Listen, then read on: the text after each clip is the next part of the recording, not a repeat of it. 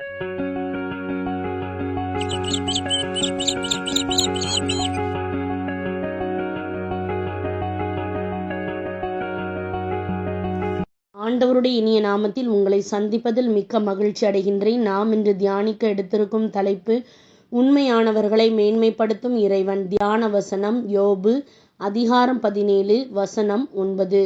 நேர்மையாளர் தம் நெறியை கடைபிடிப்பார், கரையற்ற கையினர் இன்னும் வலிமை அடைவர். இந்த வசனத்தின் மூலமாக கடவுள் நமக்கு உணர்த்துவதை சிந்திப்போமா?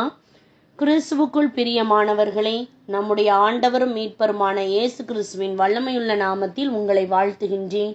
நீதிமான் தன் வழியை உறுதியாய் பிடிப்பான், சுத்தமான கையுள்ளவன் மேன்மேலும் பலத்து போவான் என்பதே இன்றையான வாக்குத்தத்தமாகும். ஒரு மனிதன் பாவம், அடிமைத்தனம் போன்ற கோபாக்கினையின் வாழ்விலிருந்து இறைவனுடைய கிருபையினால் சுத்திகரிக்கப்பட்டு கிறிஸ்து இயேசுவின் மூலம் மீட்பை பெறும் பொழுது அவன் மெய்யான நீதியிலும் பரிசுத்தத்திலும் தேவ சாயலாக சிருஷ்டிக்கப்பட்ட புதிய மனிதனாகின்றான். வாலிபர்களாய் இருந்த தானியேலும் அவனுடைய நண்பர்களும் இஸ்ரவேலராயிருந்தும் பாபிலோனுக்கு சிறைப்பிடித்து கொண்டு போகப்பட்ட பொழுது கர்த்தருக்குள் உறுதியாக இருந்து வேறு தெய்வங்களை பணியாமல் விசுவாச வீரர்களாக எவ்வளவாய் சாட்சிகளாக விளங்கினார்கள். அதனால் எவ்வளவாய் அவர்கள் மேன்மை பெற்று உயர்த்தப்பட்டார்கள் என்பதை பாருங்கள். கல்லூரியில் படித்து கொண்டிருந்த ஒரு மாணவன் தன் பெற்றோருக்கு ஒரே மகன். அவன் தகப்பனார் தனது மிகவும் குறைவான சம்பாத்தியத்தில் அவனை கஷ்டப்பட்டு படிக்க வைத்தார். ஆனால் அவனோ நண்பர்களோடு சேர்ந்து கல்லூரிக்கு செல்லாமல் சினிமா பார்ப்பதிலும் மற்றும் கேளிக்கைகளிலும் மனதை செலுத்தி கல்வியில் தோல்வியின் மேல் தோல்வி அடைந்தான். இந்த நிலையில் கடவுள் தமது தெய்வீக அன்பினால் அவன் வாழ்வை மறுரூபப்படுத்தினார். அவன் புது வாழ்வை பெற்றான், பெற்றோரின் அன்பை உணர்ந்தான். அதன் பிறகு கஷ்டப்பட்டு படித்து இறை ஒத்தாசையுடன் வெற்றி பெற்று பட்டத்தையும் பெற்றான். ஆண்டவருடைய அன்பை தன்னை போன்று அறியாமல் இருக்கிறவர்களுக்கு அறிவிப்பதிலே உறுதியாக நின்று அநேகருக்கு முன்பாக நட்சத்திரமாக விளங்கினான். இறைவனுடைய இந்த உறுதியையும் வைராக்கியத்தையும் கண்ட கடவுள் இவனுக்கு ஒரு நல்ல வேலையும் வாழ்க்கை துணையும் கொடுத்து மென்மேலும் அவனை சகல விதத்திலும் உயர்த்தினார். ஆம் பிரியமானவர்களே, குறிப்பாக இளைஞர்கள், இந்த உலகத்தின் வழிகளை பின்பற்றாதீர்கள். கடவுள் உங்களை விடுவித்து உங்களுக்கு ஒரு புதிய வாழ்க்கையை கொடுக்க விரும்புகின்றார். நம்முடைய கைகள் சுத்தமானவையாக இருந்தால் நாம் நமக்குள் மென்மேலும் பலப்படுவோம் என்று ஆண்டவர் நமக்கு கற்பிக்கின்றார். அறுவை சிகிச்சை செய்வதற்கு முன்பு மருத்துவர்கள் தங்கள் கைகளை கழுவுகிறதை நீங்கள் வீடியோக்களில் பார்த்திருக்கலாம்.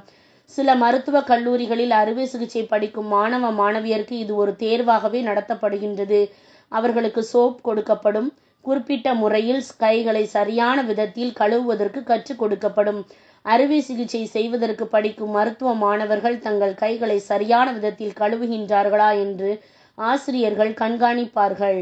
அவ்வாறு கைகளை கழுவிய பிறகு கைகள் நுண்கிருமிகள் இல்லாமல் சுத்தமாகி உள்ளதா என்பதை பரிசோதிக்க ஒரு குறிப்பிட்ட திரவம் கைகளில் பூசப்படும். கைகளில் நுண்கிருமிகள் இருந்தால் அந்த திரவம் ஒளிரும். அப்படிப்பட்ட மாணவர் அறுவை சிகிச்சை அறைக்குள் நுழைவதற்கு அனுமதிக்கப்பட மாட்டார். தேர்வில் தோல்வியுறுவார். அறுவை சிகிச்சை அறைக்குள் செல்வதற்கு முன்னர் அவர்கள் கைகள் பூரண சுத்தமாக இருக்க வேண்டும் என்பதற்காகவே அம்முறை கடைபிடிக்கப்படுகின்றது. அவ்வண்ணமாகவே நாம் எந்த காரியத்தையும் சுத்தமான கரங்களால் செய்ய வேண்டும் என்று ஆண்டவர் கூறுகின்றார். நியாயம் தீர்க்கும்படி இறைவன் வரும்போது நாம் என்ன செய்தோம் என்று அவர் கேட்பார். ஆகவே இந்த புதிய ஆண்டில் நீதிமானாக, நீதியுள்ள பெண்ணாக வாழ்வேன் என்று உறுதி எடுத்துக் கொள்ளுங்கள். சிந்திப்போம், வாழ்வாக்குவோம். நாம் ஜெபிக்கலாமா? அன்பின் ஆண்டவரே, நீதியின் வழிகளில் நான் உறுதியாக நடக்க உதவும் தூய்மையான இருதயத்துடன் உம்முடைய தெய்வீக வழிகளை பின்பற்ற எனக்கு அருள் செய்தருளும். உமக்கும் என் குடும்பத்தினருக்கும் உபயோகம் இல்லாமல் வாழ்ந்த நாட்கள் போதும். உமது நாம மகிமைக்காக எழும்பி பிரகாசிக்க உதவும். உமது அளவில்லாத ஆசீர்வாதங்களை பெற என்னை தகுதிப்படுத்தியருளும். கொஞ்சத்திலே உண்மையாகவும் நீதியாகவும் இருக்க வேண்டியதன் அவசியத்தை எனக்கு போதிப்பதற்காக உமக்கு நன்றி செலுத்துகின்றேன். நான் வேலைக்கு புறப்படுகின்ற இந்த தருணத்தில் உமக்கு உண்மையாய் இருக்கவும், எனக்கு இடப்படும் வேலைகளை சுத்தமான கைகளோடும் தூய்மையான இருதயத்தோடும் செய்யும்படியும் எனக்கு நீர் கிருபையாக உதவ வேண்டுமென்று ஜெபிக்கின்றேன். உம்மை உண்மையாய் தேடுகிறவர்களுக்கு நீர் பலன் அளிக்கின்றவர் என்றும் எனக்கான மொத்த பலனும் உம்மிடமிருந்து வரும் என்றும் அறிந்திருக்கின்றேன். அனுதினமும் நான் பலத்தின் மேல் பலனடைய நீர் உதவி செய்வீர் என்று விசுவசிக்கின்றேன்.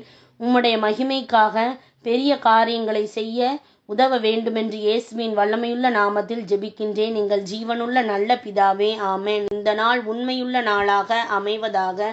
Praise the Lord.